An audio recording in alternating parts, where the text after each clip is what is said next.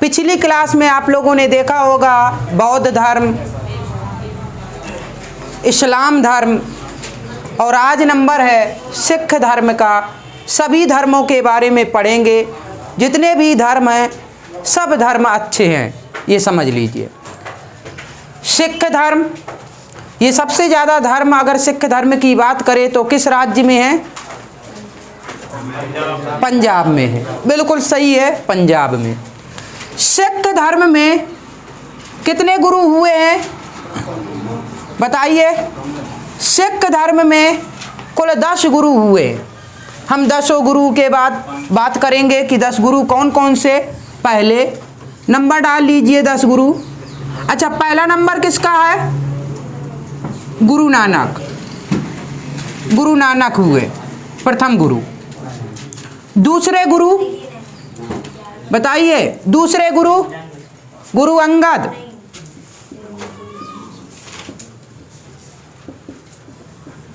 दूसरे गुरु हुए गुरु अंगद। तीसरे गुरु गुरु अमरदास।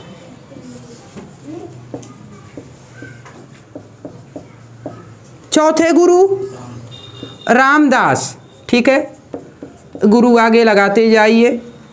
पांचवें गुरु गुरु अर्जुन देव। गुरु अर्जुन देव पांचवें गुरु। छठे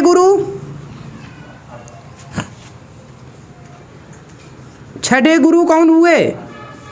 हरगोविंद। हरगोविंद, गुरु हरगोविंद। सातवें गुरु हर राय। आठवें गुरु हरिकिशन। गुरु हरिकिशन। नौवें गुरु गुरु तेग बहादुर। सब में गुरु लगा लीजिए, गुरु तेग बहादुर। 10वें गुरु कौन हुए? गुरु गोविंद सिंह। गुरु गोविंद सिंह। ठीक है, इस प्रकार से हमें सभी गुरुओं के बारे में पढ़ना है, थोड़ा थोड़ा जानकारी चाहिए। ठीक है, ये 10 गुरु हैं। 10 गुरु में सबसे इम्पोर्टेंट जहाँ से क्वेश्चन बनते हैं हमारे एग्जाम की दृष्टि से, वो है गुरु नानक, गुरु अर्जुन देव, गुरु गोविंद सिंह। ये 3 है मुख्य। बाकी एग्जाम में क्वेश्चन और भी आते हैं, गुरु अंगद से भी पूछ लेते हैं, लेकिन जो पूछते हैं तो मेन बताएंगे कि वहीं से पूछते हैं, इसके अलावा नहीं पूछे जाते क्वेश्चन। गुरु तेग बहादुर से भी पूछा जाता है, हरगोविंद से भी पूछा जाता है, रामदास से भी पूछा जाता है, लेकिन मेन हो गए 3, गुरु नानक, गुरु अर्जुन देव, गुरु गोविंद सिंह। तो सिख धर्म के संस्थापक कौन हुए? गुरु नानक हुए, जो सिख धर्म के संस्थापक हुए, जो प्रथम गुरु कहलाए, गुरु नानक। इनका जन्म कब हुआ? गुरु नानक का जन्म बताइए? तो लिख लीजिए 15 अप्रैल 1469 में। तो गुरु नानक का जन्म 15 अप्रैल 1469 में हुआ था, कहते कार्तिक पूर्णिमा में। और गांधी जी का जन्म 1869 में, पूरे 400 साल बाद। क्लियर है? 2 अक्टूबर 1869 गांधी जी का जन्म हुआ था। गुरु नानक जी का जन्म 15 अप्रैल 1469। कहाँ जन्म हुआ था बताइए? क्या पता है कहाँ जन्म हुआ था? ननकाना साहिब पता है? ननकाना साहिब में जन्म हुआ था।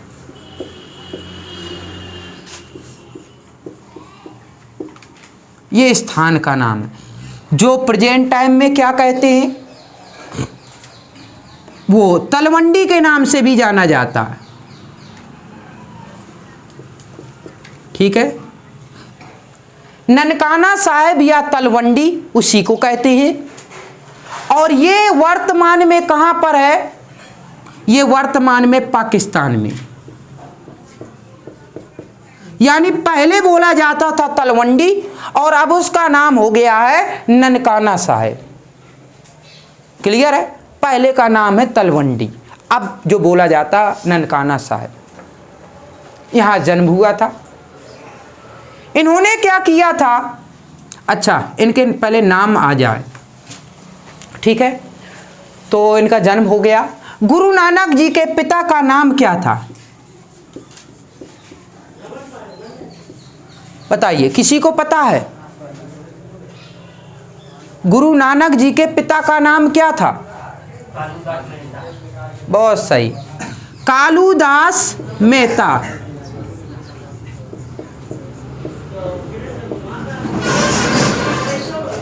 देखते हैं कितना याद है। तो पिता का नाम था कालूदास मेहता और माता का नाम बताइए, माता का नाम? माता का नाम किसी को याद है? तृप्ता। माता का नाम तृप्ता है। पत्नी का नाम किसी को पता है? पत्नी का नाम? सुलक्षणी।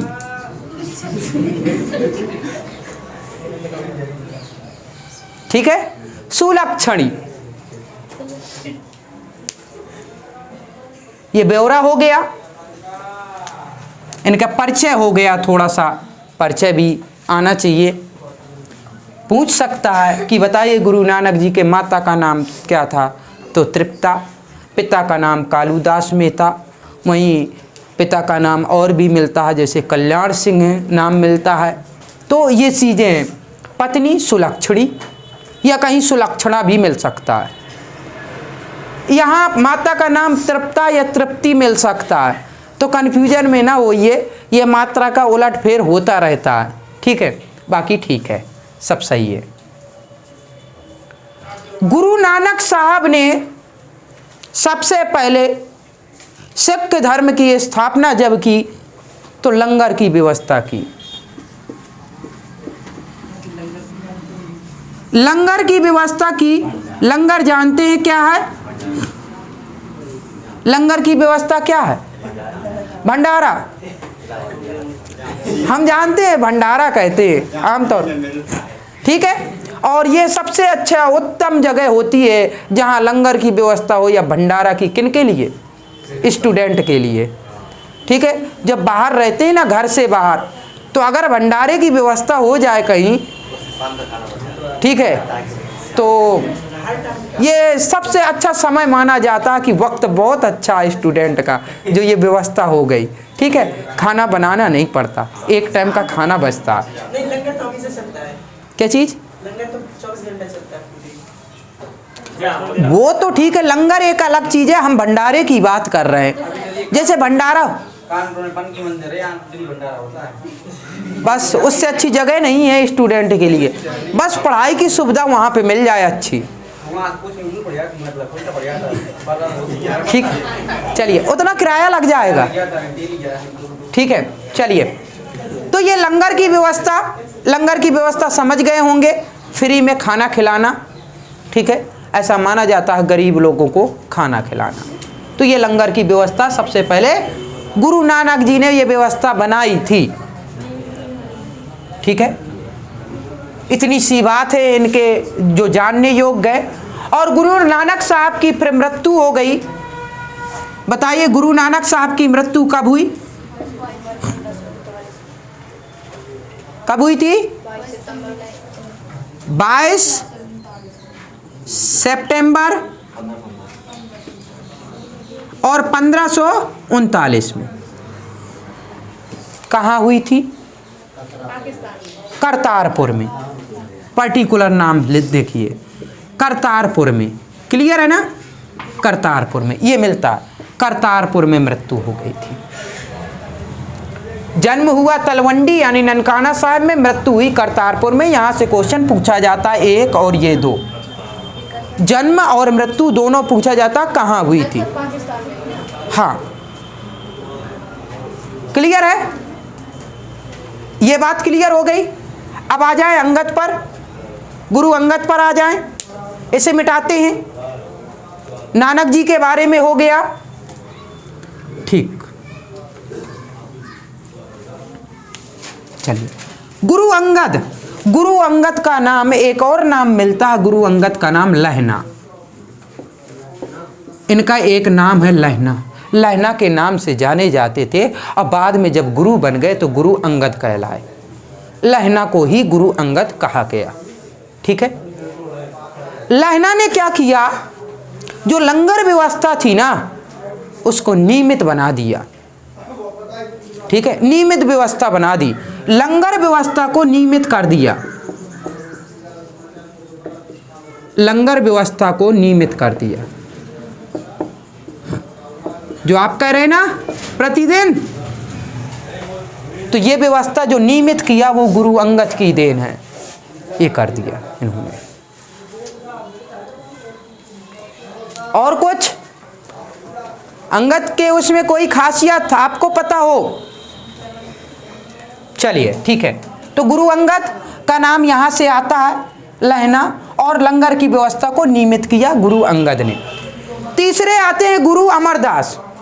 गुरु अमरदास के बारे में क्या है बताइए?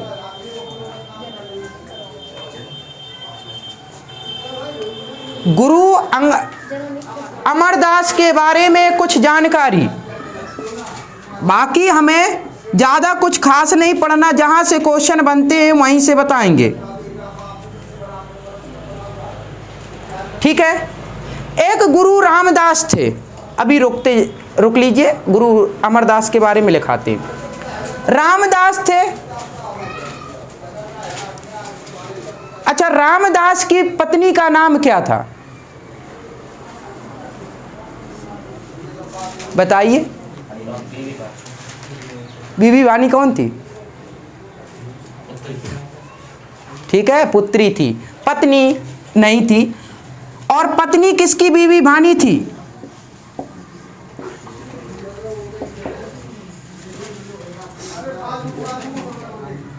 नहीं, ठीक तो है, रामदास की ही तो थी। सही है, ये पत्नी नहीं की थी, पत्नी। ठीक है, पत्नी लिख लीजिए, बीबी भानी। ये थोड़ा सा इंपॉर्टेंट है इस वजह से, बीबी भानी इनकी पत्नी थी, किसकी? रामदास की, जो कि पुत्री किसकी थी? अमरदास की थी, पुत्री थी बीबी भानी। तो गुरु रामदास की पुत्री थी बीबी भानी, और बीबी भानी को अकबर ने 400 बीघे जमीन दी थी। गुरु रामदास के बारे में सुना इन्होंने कि ये सिख धर्म के गुरु हैं, तो अकबर खुद मिलने आए थे अमरदास से। और जब मिलने आए थे तो फिर अमरदास ने उनकी जो पुत्री थी बीबी भानी, उनको 400 बीघे जमीन दे दी थी दान में।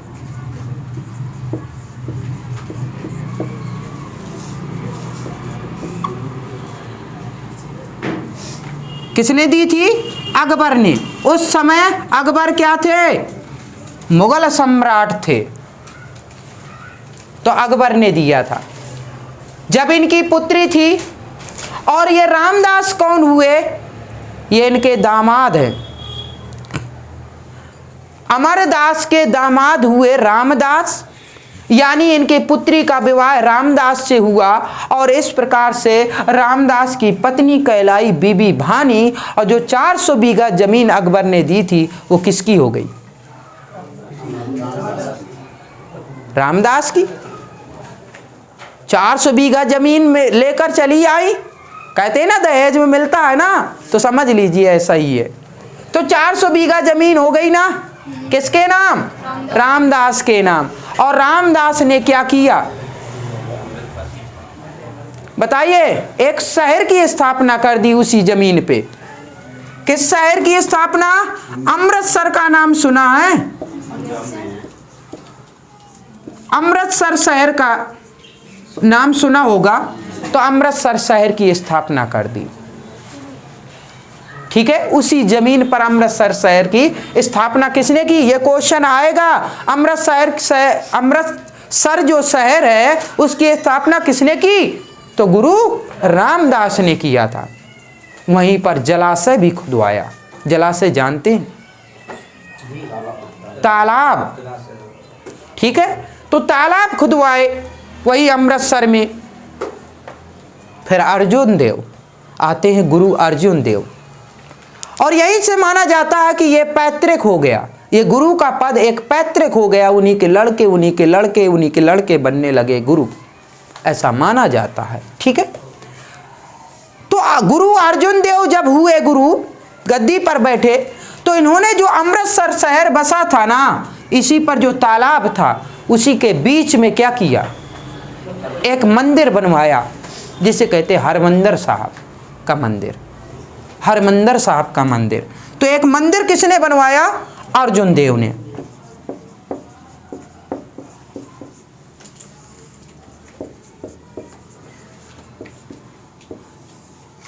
हरमंदिर साहब का निर्माण कराया। एक मंदिर है जिसको आज सभी लोग जानते हैं स्वर्ण मंदिर के नाम से। गोल्डन टेम्पल जानते हैं? स्वर्ण मंदिर, इसी को कहा गया स्वर्ण मंदिर, इसी को कहते हैं गोल्डन टेम्पल, इसी को बोलते हैं। यानी भारत में जो गोल्डन टेम्पल है ना, ये सोने का मंदिर था, इस वजह से इसे स्वर्ण मंदिर बोलते हैं। था ये क्या? हरमंदिर साहब का मंदिर। किसने बनवाया? अर्जुन देव ने। क्या चीज?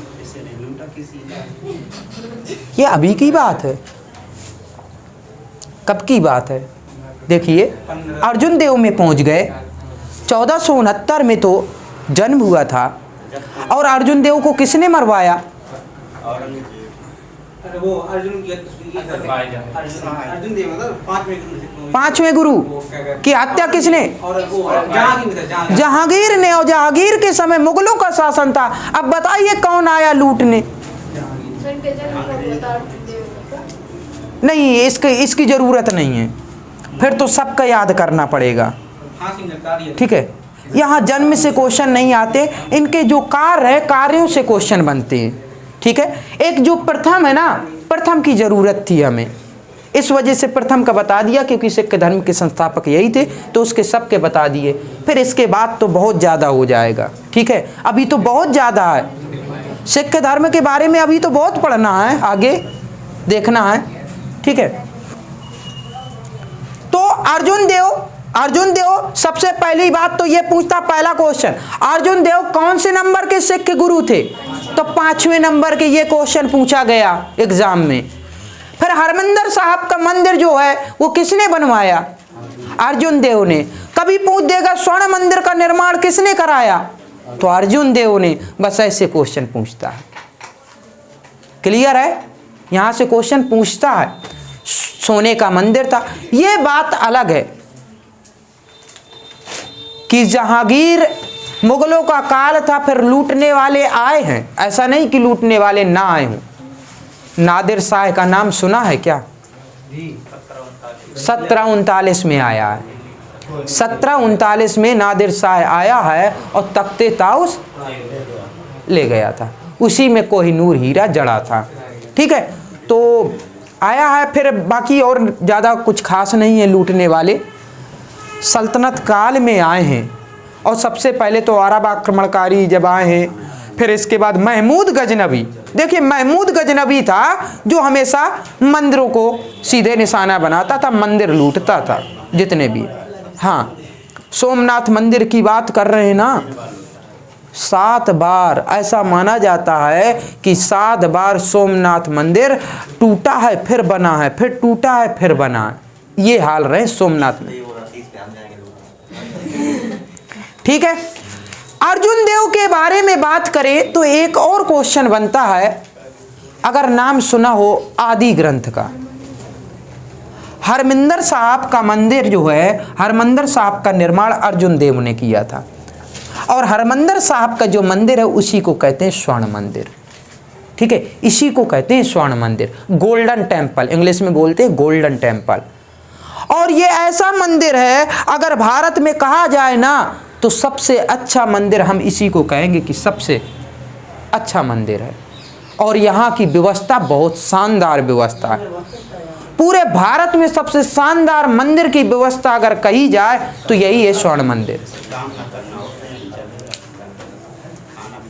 हाँ, जो अकर्मंड होते हैं ना, जैसे अकर्मंड है ना, अगर उन्हें मिल जाए ये जगह तो वो छोड़ेंगे नहीं। ठीक है, ठीक।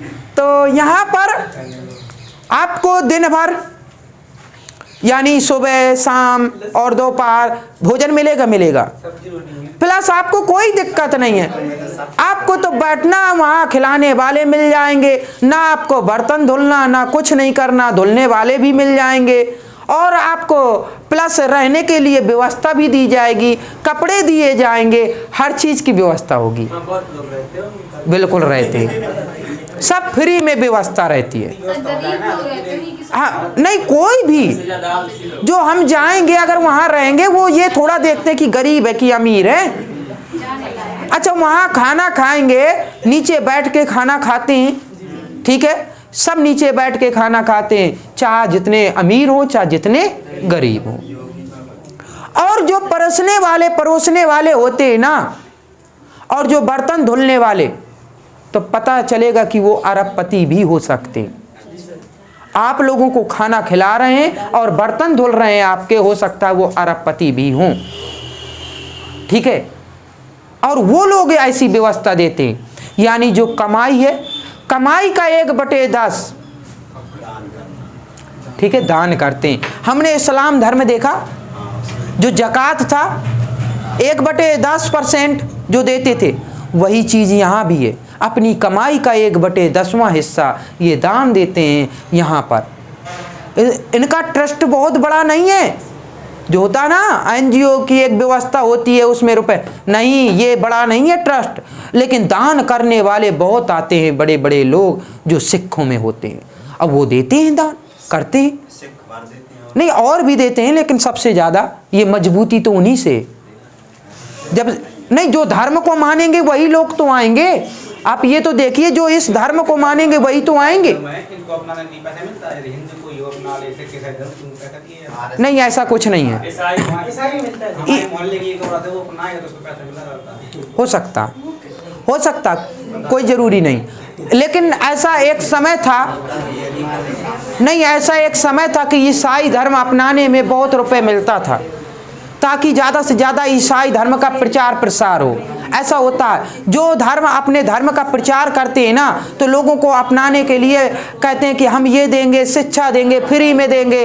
ये चीज़ें होती है ना, आप जहाँ तक पढ़ना चाहेंगे हम पढ़ाएंगे, लेकिन हमारा धर्म स्वीकार करिए। ये लीजिए, बिल्कुल। जो आदिवासी, जो एसटी वर्ग के होते हैं ना, अगर कमज़ोर हैं, कबीले वर्ग के हैं, जनजाति वर्ग में जाते हैं, अगर वो बहुत गरीब है तो उनको ले जाते हैं जैसे, और कह देते हैं आप धर्म, ये धर्म अपना लीजिए और हम पूरी व्यवस्था करते हैं। तो ये चीज़ें हैं, तो लोगों को अगर सुविधाएं देंगे तो क्या दिक्कत है अपनाने में, ऐसा हो जाता है। ठीक है, बाकी तो आप जानते हैं यूपी है, जो शादी व्यवस्था हो गई है, शादी वगैरह, तो आप धर्म चेंज नहीं कर सकते, जाति भी चेंज नहीं करा सकते अब। ठीक है, हाँ, वरना जेल जाना पड़ेगा, यूपी सरकार है। ठीक है, चलिए आगे देखते हैं। ऐसे केस हो गए ना काफ़ी धर्म चेंज कराने के संबंध में। आदि ग्रंथ का नाम सुना क्या?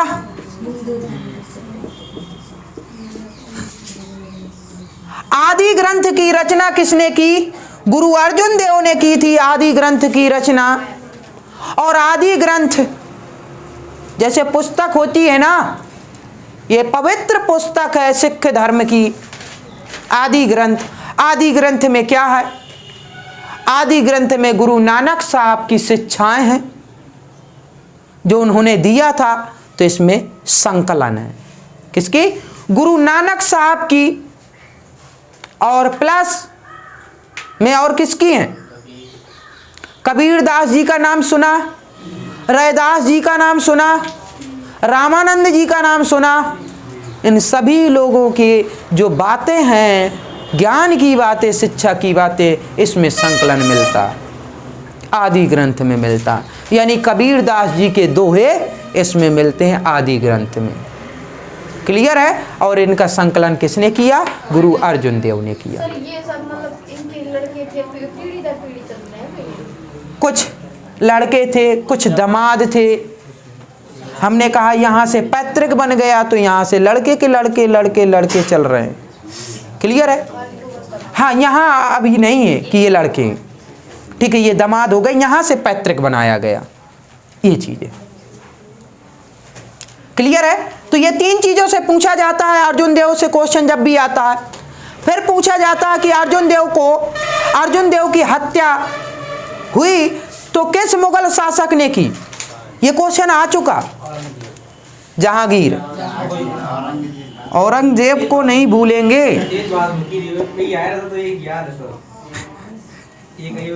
एग्जाम में तेग बहादुर का, जहांगीर का भी पूछा गया, तेग बहादुर का भी पूछता, दोनों पूछता, बिल्कुल पूछता। तो जहांगीर ने हत्या करा दी किसकी? गुरु अर्जुन देव की। क्यों करा दी?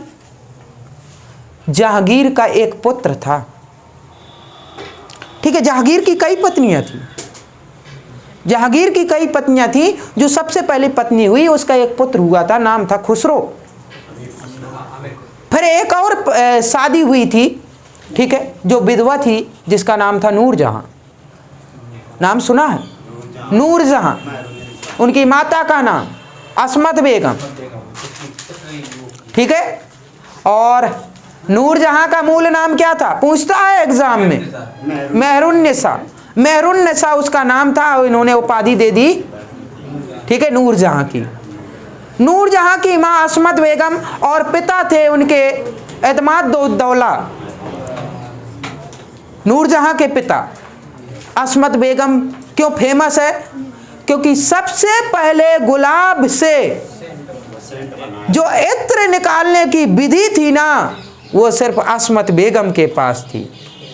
तो इन्होंने ही भारत में ये जो कन्नौज फेमस है ना इत्र के मामले में, तो ये अस्मत बेगम की देन है, नूरजहां की माँ की देन, ठीक है। गुलाब की पंखुड़ियों से इत्र निकालना, ठीक है, तो ये इनके पास कला थी, ठीक है।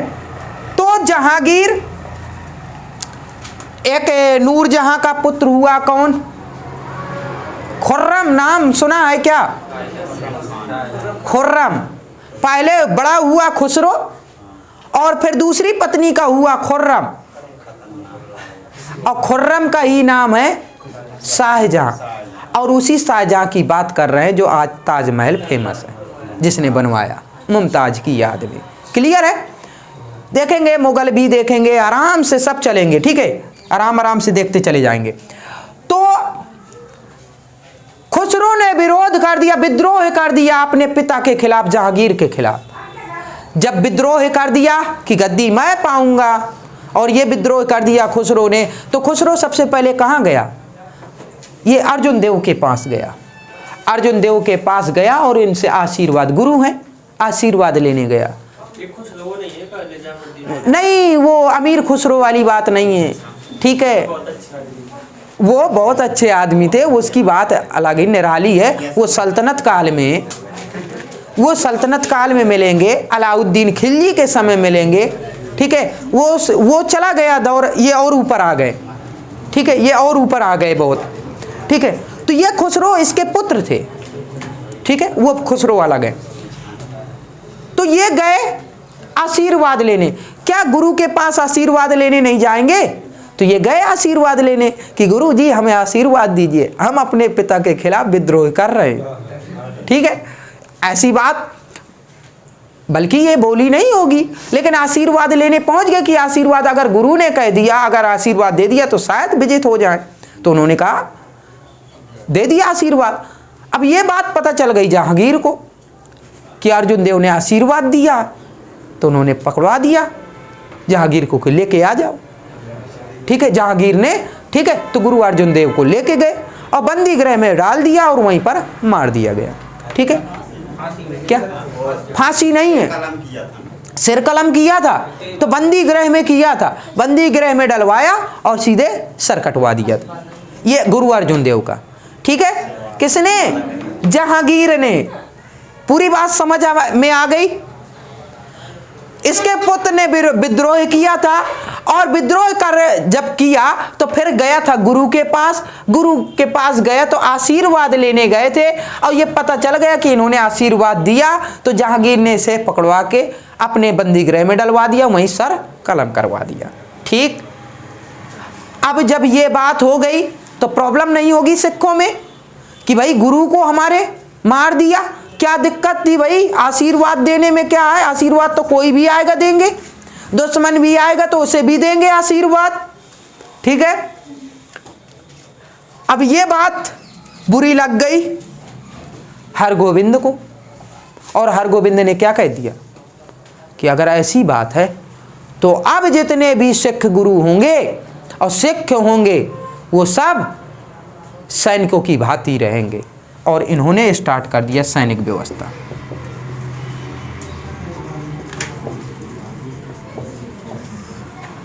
इन्होंने व्यवस्था कर दी सैनिक व्यवस्था। आप देखेंगे जो हरगोविंद थे तो वो एक बड़ी सी तलवार लेकर रहते थे कि अपनी सुरक्षा स्वयं करेंगे, अपनी धर्म की और अपने लोगों की। ठीक है, तो सैनिक व्यवस्था हो गई कि सब कोई अब तलवार लेके रहेगा और इन्होंने सेना बनाना स्टार्ट कर दिया। हरगोविंद से क्वेश्चन आता है यही कि सैनिक व्यवस्था जो सिखों में सैनिक व्यवस्था स्टार्ट की वो किस गुरु ने? तो हरगोविंद ने की थी। ठीक है, और इससे और क्वेश्चन आता है, एक था जैसे तख्ते ताउस था शाहजहां ने बनवाया था, ऐसे अकाल तख्त का निर्माण इन्होंने कराया था। हरगोविंद ने अकाल तख्त,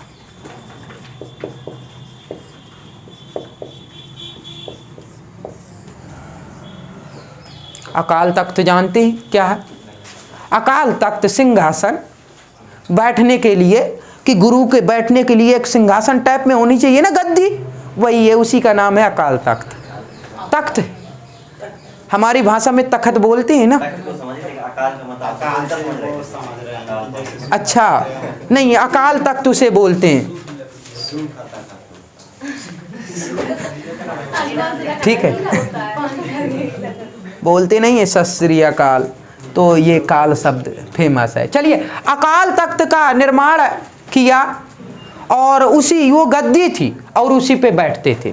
ठीक है, गुरु जो होते थे उसी पे बैठते थे। तो इसका निर्माण किसने कराया? हरगोविंद ने अलग से। ठीक, तो हरगोविंद से ये क्वेश्चन पूछे जाते हैं, सैनिक व्यवस्था अकाल तख्त का। इससे पहले भी तो गद्दी व्यवस्था होती नहीं, तो ऐसी नहीं होती थी ना, इन्होंने 12 फीट ऊंची बनवाई। चलिए ठीक है, और खासियत बताए दे रहे हैं। जो इनकी जो गद्दी होती थी ना 12 फीट ऊंची ऊंचाई पर बैठते थे। 12 फीट काफी होता है ना? ठीक है, क्या तो सीढ़ीदार होगी ना? ठीक है, हाँ, इतने ऊंचे आप बैठने लगे और तलवार लेकर, तो आप देखते थे। तो ये चीज है। ठीक है, 12 फीट की। हर राय के बारे में कुछ खास नहीं है, हरि किशन के बारे में कुछ नहीं है। बस दिमाग में बैठा लीजिए कि 7वें गुरु एक हर राय भी हुए और 8वें गुरु हरि किशन भी हुए। बस इतनी सी बात और समझ लीजिए। बाद में क्या हुआ इससे कि ऐसे कौन से गुरु हैं जो चेचक के कारण जिनकी मृत्यु हो गई? तो हरि किशन है। ठीक है, चेचक की बीमारी से इनकी मृत्यु हो गई, इन्हें चेचक हो गया और इनकी मृत्यु हो गई, तो हरि किशन है। एक चीज ये लिख लीजिए, बाकी और कुछ नहीं है। इन्होंने ऐसा कोई कार्य नहीं किया जो हमें प्रॉब्लम दे। समझ रहे हैं? ठीक है, इन्होंने कोई ऐसा कार्य नहीं किया जो हमें प्रॉब्लम दे। हमें प्रॉब्लम का मतलब हमें पढ़ना पड़े। ठीक है, जो जितना कार्य करेगा उतना हमें पढ़ना पड़ेगा एग्जाम के लिए। तो इन्होंने अच्छा किया कि कुछ कार्य नहीं किया। ठीक है, ठीक है, आगे बढ़े। अब आते हैं गुरु तेग बहादुर। तो सिख गुरुओं में 9वें नंबर के थे गुरु तेग बहादुर। तेग बहादुर की खासियत क्या है? एक ही क्वेश्चन पूछता है इससे कि बताइए तेग बहादुर को फांसी पर किसने लटका दिया? किस मुगल शासक ने? ये है औरंगजेब। ठीक है, तो औरंगजेब ने क्या किया? औरंगजेब ने, ठीक है, फांसी पर इन्हें लटका दिया, तेग बहादुर को। ठीक है, इसके बाद गुरु गोविंद सिंह पे आते हैं। गुरु गोविंद सिंह का जन्म कब हुआ था? किसी को पता है? बताइए, गुरु गोविंद सिंह का जन्म कब हुआ था? 1666। ये कर लीजिए। एक डेट ये फेमस है गुरु गोविंद सिंह की, और एक डेट 1699।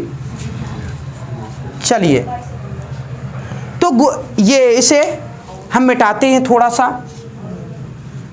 ठीक है, जितना जहां खास क्वेश्चन बनते हैं वहीं से बताते जा रहे। गुरु गोविंद सिंह के बारे में आते हैं। तो इनका जो जन्म हुआ था, तो डेट बस देख लीजिए कि 1666 में इनका जन्म हुआ था। ठीक है, ईस्वी है एडी। और कहाँ पर हुआ था? पटना, जानते हैं कहाँ है? बिहार में। ठीक, पटना बिहार में इनका जन्म हुआ था। ठीक है, फिर इनकी मृत्यु भी लिख लीजिए साथ में। मृत्यु बताइए कब हुई थी? 1708 में। ठीक, कहाँ हुई थी इनकी मृत्यु? कहाँ हुई थी? 1708 में कहाँ हुई थी बताइए?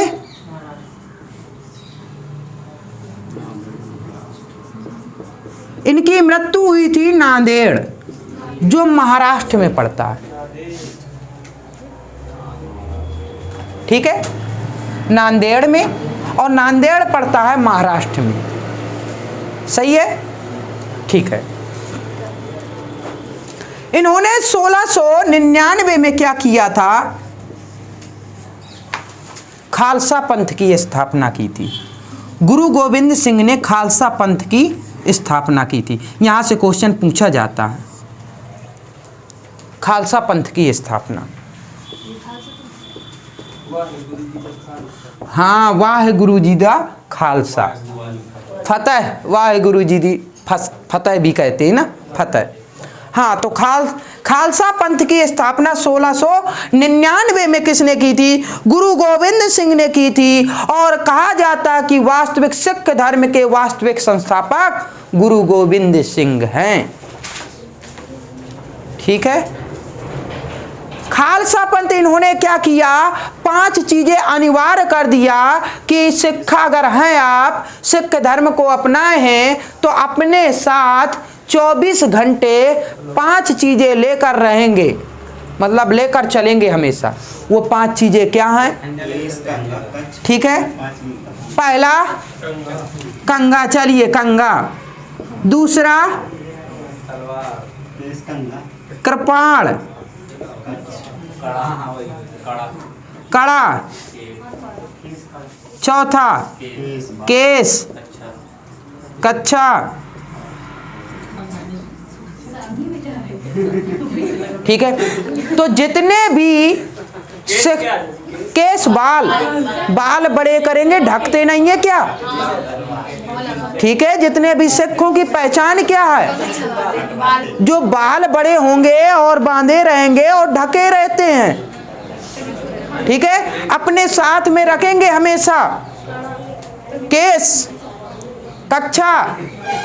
ठीक है, और इसके बाद कड़ा, कृपाण, जो तलवार कह रहे हैं ना आप, उसे कृपाण बोलते हैं, कृपाण और कंगा। ठीक है, ये चीजें 5 चीजें अनिवार्य कर दी कि हमेशा रखना है अपने पास में। साथ में इन्होंने कहा, खालसा पंथ के अनुसार इन्होंने कहा कि जो अगर मेल है, पुरुष है, तो अपने नाम के पीछे सिंह जरूर लगाएंगे। जो भी नाम होगा उसके पीछे सिंह जरूर लगाएंगे।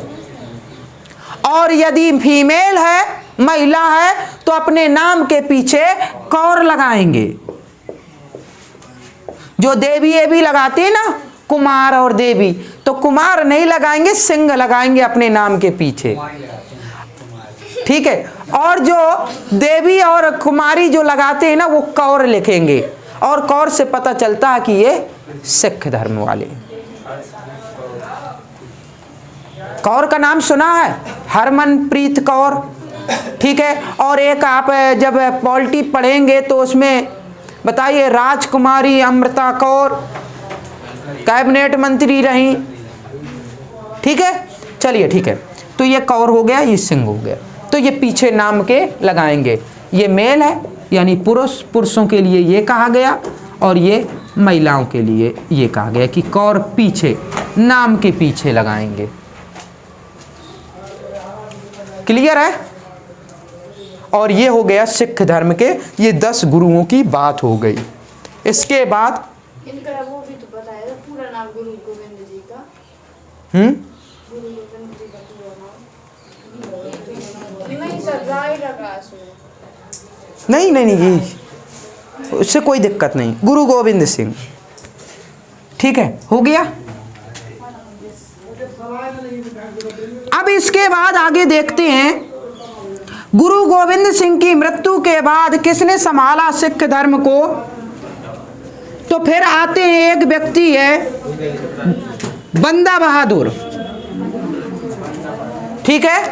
एक सिख धर्म को संभालते हैं बंदा बहादुर। बंदा बहादुर का नाम लिख लीजिए, ये भी फेमस हैं। और इनका मूल नाम जो था वो एक नाम है लक्ष्मण दास।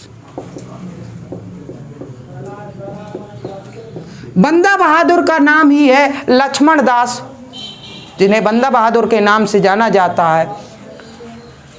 और ये शुरुआत में बैरागी टाइप में थे, शुरुआत से ही, और इस वजह से ये बैराग की दृष्टि से ये चले गए। इन्हें अच्छा ना लगा यहाँ, तो दक्षिण भारत चले गए। बाद में आंध्र प्रदेश साइड गए, और आंध्र प्रदेश में फिर ये मिले हैं गुरु गोविंद सिंह इनसे, बंदा बहादुर से, आंध्र प्रदेश में नांदेड़ में। जब वहाँ मिले हैं तो गुरु गोविंद सिंह ने बात की, और फिर गुरु गोविंद सिंह से वो प्रभावित हुए, और इस प्रकार से फिर उन्होंने कहा, गुरु गोविंद सिंह से बात हुई तो फिर इन्होंने कहा, और ये अगले उत्तराधिकारी एक तरीके से बन गए, और सिख धर्म को इन्होंने ही संभाला बंदा बहादुर ने। बंदा बहादुर की भी बाद में हत्या हो जाती है। बंदा बहादुर की हत्या कौन करता है बताइए। बंदा बहादुर की हत्या कौन करता है। 1716 में फर्रुखसियर ने।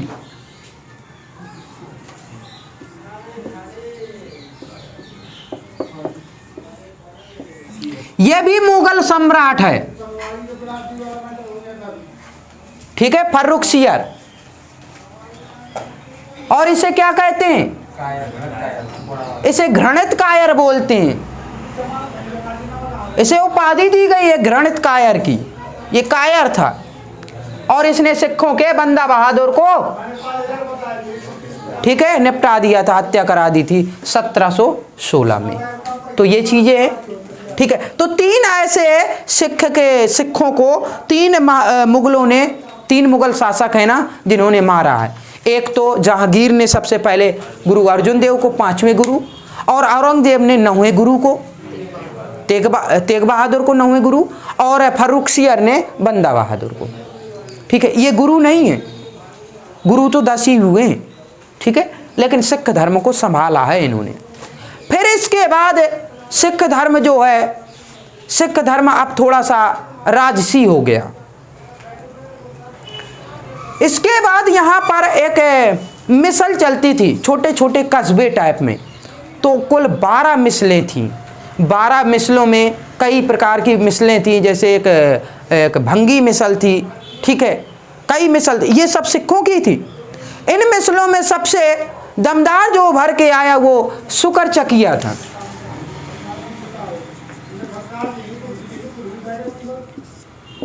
शुकर चकिया मिसल,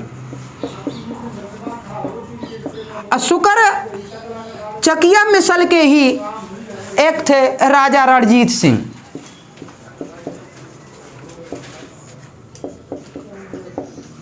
बताइए रणजीत सिंह का जन्म कब हुआ था?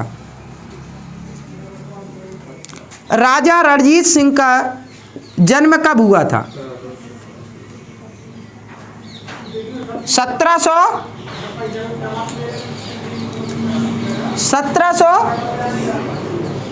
1780 में इनका जन्म हुआ था। ठीक है, ऐसा माना जाता 1780, बस जन्म लिख लीजिए। और मृत्यु कब हो गई? 1839 में मृत्यु हो गई। ये कार्यकाल है इनका 1780 से 1839। और ये एक तरीके से राजा टाइप में, शासक टाइप में हो गए। क्यों?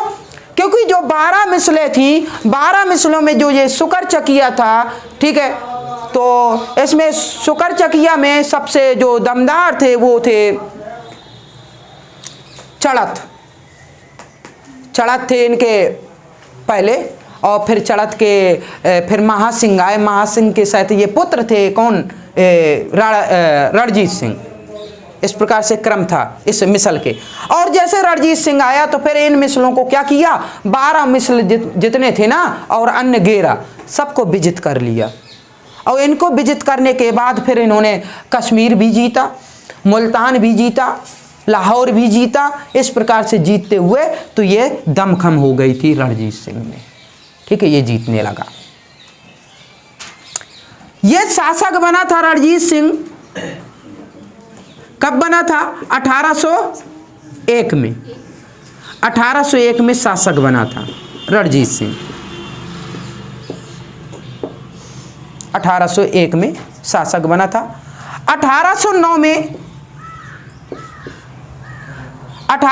में अमृतसर की संधि की थी।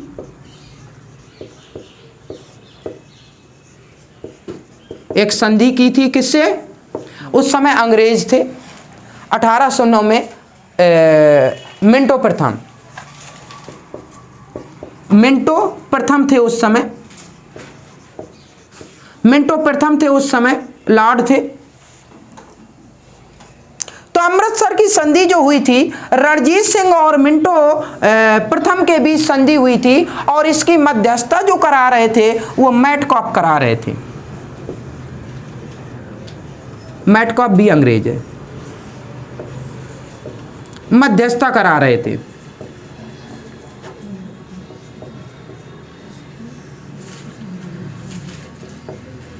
ठीक है, मध्यस्थता का कार्य कर रहे थे मैटकॉप। और मिंटो और रणजीत सिंह के बीच इन्होंने संधि कराई थी।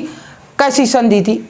उन्होंने कहा कि आप इस क्षेत्र में आप नहीं आएंगे और इस क्षेत्र में आप नहीं जाएंगे। जो एक सिंधु नदी है ना, सिंध प्रांत था, तो सिंध प्रांत में इन्होंने कहा कि अंग्रेजों ने कहा कि हम नहीं आपके सिंध प्रांत में जाएंगे, लेकिन आप इस साइड को, दिल्ली साइड को ना आइए। इस प्रकार की संधि हुई थी। तो इन्होंने संधि कर ली थी। तो 1809 में ये संधि हुई थी, अमृतसर की संधि बोली जाती है। तो ये चीज़ें मध्यस्थता मतलब ब्रोकर टाइप का? हाँ, मध्यस्थता कराई थी। जो ब्रोकर होते हैं ना, दलाल टाइप में, तो इन्होंने कराया था इसको, रणजीत सिंह को। और मिंटो लॉर्ड थे उस समय, अंग्रेज ये था। तो इनके बीच में संधि कराने के लिए दोनों को बैठाया, बात कराई, ये चीज़ें। ठीक है, और 1839 में इनकी मृत्यु हो गई। ये चीज़ें हैं। फिर राजा रणजीत सिंह के बाद और भी आए हैं राजा, और भी आए हैं, लेकिन दमदार नहीं आए सिखों में। फिर आए हैं जैसे कहीं शेर सिंह आए हैं, ठीक है, शेर सिंह हो गए, और भी आए। लेकिन अंतिम जरूर लिख लीजिए कि अंतिम जो राजा हुआ सिखों का, वो राजा दलीप सिंह हुआ।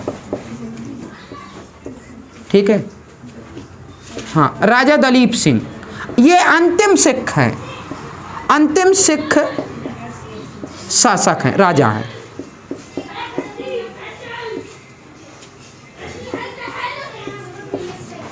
अंतिम सिख राजा दलीप सिंह हुए हैं। और ये क्वेश्चन पूछता है कि अंतिम सिख राजा कौन हुए, तो राजा दलीप सिंह हुए, ये अंतिम है।